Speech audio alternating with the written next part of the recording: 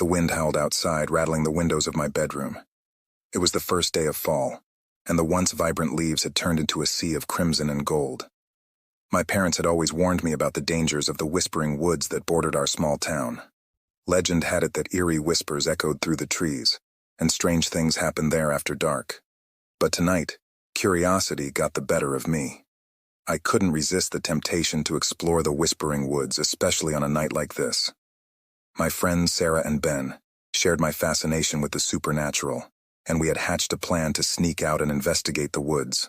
Our parents believed we were having a sleepover at Sarah's house, but we had secretly packed our backpacks with flashlights, snacks, and a small first aid kit, just in case. We met up at the edge of the woods, our flashlights cutting through the darkness. The wind whispered through the trees, sending shivers down my spine. "Are you guys sure about this?" I asked, my voice shaking slightly. Sarah and Ben exchanged glances but nodded. Ben said, "Come on, it's just a forest. What could possibly go wrong?" Little did we know that our adventure would soon turn into a living nightmare. As we ventured deeper into the whispering woods, the trees seemed to close in around us, their branches like skeletal fingers reaching out. The wind carried strange, faint voices that I couldn't quite make out. I swallowed hard, trying to convince myself that it was all in my head. We stumbled upon an old, dilapidated cabin hidden deep within the forest. It looked abandoned, but something about it drew us closer. We cautiously pushed the creaking door open, revealing a room shrouded in darkness. The air inside was heavy with an oppressive stillness. I could hear the blood rushing in my ears as I scanned the room with my flashlight. Our beam settled on a dusty, cracked mirror that seemed to have an eerie glow of its own. My reflection in the mirror appeared distorted, and I could have sworn I saw a shadowy figure lurking behind me. "Did you guys see that?" I whispered, my heart racing. Sarah and Ben exchanged worried glances. Suddenly, the whispers in the woods grew louder, more distinct. They seemed to be coming from all directions, as if the very trees were conspiring against us. The temperature dropped, and our breath formed frosty clouds in the air. "We need to get out of here," Ben said, his voice quivering. But as we turned to leave, the cabin door slammed shut with a deafening crash. Panic set in, and we rushed to the door, trying to force it open. It wouldn't budge. The whispers grew louder, and the shadowy figure in the mirror moved closer, its form becoming clearer. It was a grotesque, twisted version of a person, and it seemed hungry for something. I realized with a chilling certainty that the legends were true. The whispering woods were cursed, and we had trespassed into its heart. As the figure in the mirror reached out with skeletal fingers, we finally managed to break the door open. The wind howled even louder, and the woods seemed to come alive with malevolent intent. We stumbled out, running as fast as our legs could carry us, the whispers fading into the distance. We never spoke of that night again, but the horrors of the whispering woods haunted our dreams. Fall had always been my favorite season, but that year, it became a chilling reminder of the darkness that could hide behind the beauty of nature. Here's a backstory first. My name is Sarah, and I used to adore the fall season. The crisp air, the colorful leaves, and the anticipation of Halloween made it my favorite time of year. But everything changed when I inherited my grandmother's old farmhouse on the outskirts of a small forgotten town called Willow Creek. It had been vacant for years, and my family thought it would be a great opportunity to turn it into a cozy retreat. As I settled into my new home, strange occurrences began to unfold. Odd whispers in the middle of the night, footsteps in the creaky corridors, and eerie shadows lurking at the corners of my vision.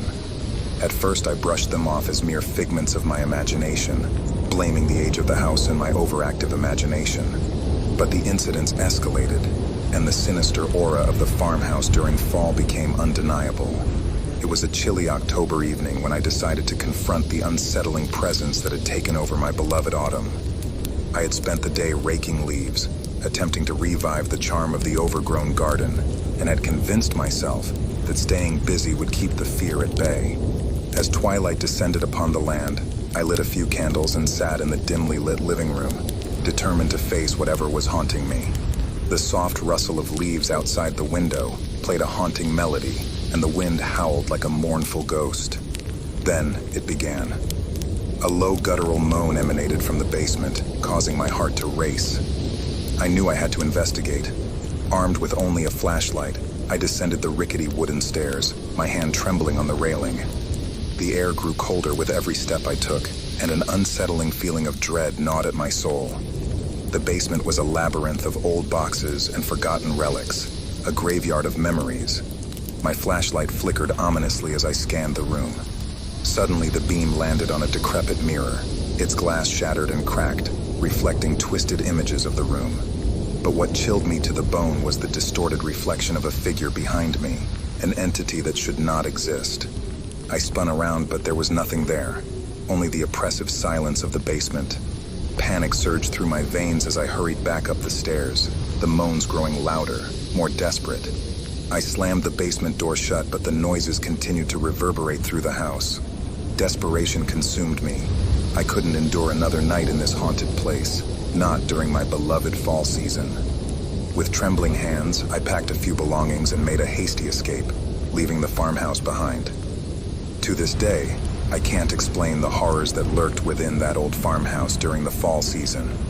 It forever tainted my love for autumn, turning it into a season of nightmares.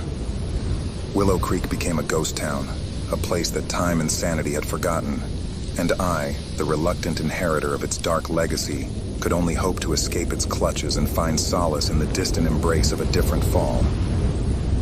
The crisp autumn air cut through the dense forest as David and I ventured deeper into the heart of the wilderness. Our annual hunting trip was a tradition born from the shared love of the outdoors, an unspoken bond between brothers. Leaves, colored in hues of gold and crimson, crunched beneath our boots, painting a mesmerizing carpet beneath us. We were chasing the elusive legend of the harvest moon buck, a massive white-tailed deer said to roam these woods during the fall. Its antlers were rumored to be as large as a man's arm span. The stories told around the campfire only added to the mystique of our prey, making the hunt more thrilling and dangerous with each retelling. David, the elder of us, had always been the fearless one. He walked with confidence, his rifle cradled in his arms. His steady blue eyes surveyed the landscape, seeking any sign of the fabled beast. I, on the other hand, clutched my own rifle nervously, my heart thudding in my chest. As we ventured deeper into the woods, the daylight waned, and the forest grew eerily quiet. No bird songs, no rustling leaves, only the ominous rustle of the wind through the trees. It sent shivers down my spine. "David," I whispered, "this place feels different, as if it's watching us." He chuckled, a low, confident sound. "It's just the thrill of the hunt, Jeremy. Nothing more." We pressed on, moving farther from the known trails into an area we'd never explored before. The forest grew denser, and the shadows danced ominously. I couldn't shake the feeling that something was amiss, that we were not alone. Then, the moon began its ascent into the darkening sky, casting a silver glow over the landscape. We spotted tracks, massive hoofprints that sent a jolt of adrenaline through my veins. The legend was real, and it was close. As we followed the tracks deeper into the woods, the temperature dropped dramatically. My breath formed fog in front of me, and the hairs on my neck stood on end. I could feel eyes on us, malevolent and ancient. A bone-chilling howl echoed through the forest, unlike any animal I had ever heard. It sent a shiver down my spine. David stopped, his expression grim. "Jeremy," he said, his voice quivering. "We need to leave, now." But before we could turn back, the trees seemed to close in around us, the path we had followed now obscured by a wall of gnarled branches and thorns. Panic gripped me, and I felt a presence behind us, something immense and unnatural. David and I turned slowly, our rifles trained on the shadows. And then emerging from the darkness, we saw it. The harvest moon buck, its antlers as wide as a man, its eyes a malevolent, glowing crimson. It was the stuff of nightmares.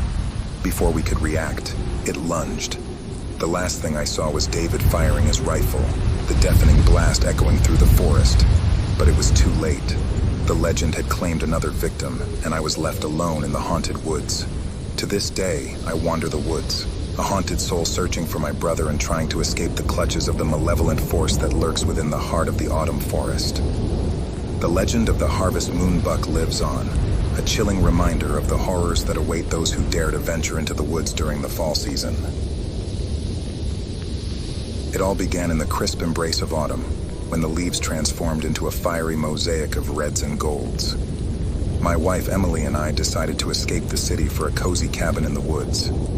We had always dreamt of a peaceful fall getaway, far from the hustle and bustle of our daily lives.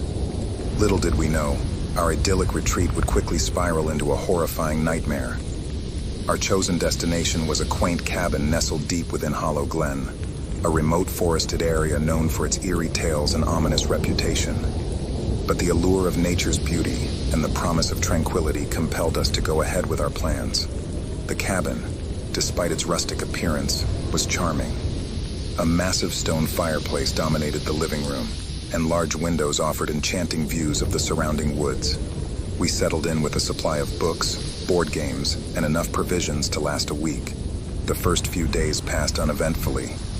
We went on long hikes, snapped photos of the stunning foliage, and shared stories by the crackling fire. Everything seemed perfect until one chilly evening when the temperature dropped drastically and the cabin's cozy ambience took on an unsettling edge. I was reading by the fire while Emily brewed some tea when we heard it. A faint, eerie whisper, like leaves rustling in the wind. I brushed it off as a trick of the imagination, blaming the solitude of the woods for playing tricks on our minds. But the whispers persisted, growing louder and more distinct with each passing hour. That night, as we lay in bed, the cabin seemed to come alive with strange noises. Creaks and groans echoed through the walls, punctuated by eerie, guttural moans. Emily clung to me in terror as we tried to rationalize the unsettling occurrences. The following day, we decided to explore the woods, desperate to find some explanation for the growing unease. As we ventured deeper into Hollow Glen, the forest became an oppressive maze of gnarled trees and dense underbrush. The leaves that once held such beauty now appeared menacing, casting long, twisted shadows. Suddenly, we stumbled upon an ancient, dilapidated graveyard hidden among the trees.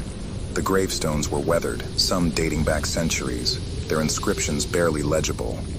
Fear gnawed at us as we realized that these graves belonged to the earliest settlers of Hollow Glen, a place with a dark history of witch trials and supernatural legends. With each passing night, the haunting intensified. Unseen hands shook the cabin, windows rattled violently, and the whispering grew into chilling, malevolent laughter. Emily and I barely slept, our sanity slipping away with each eerie encounter. We knew we had to leave, but the forest seemed to conspire against us, its pathways shifting and leading us in circles. The air grew colder, and our breath misted in front of us, even indoors.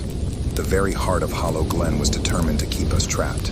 As I pen down this narrative, I pray that someone somewhere will stumble upon our story and uncover the mysteries of Hollow Glen. If you find yourself drawn to its autumnal beauty, beware.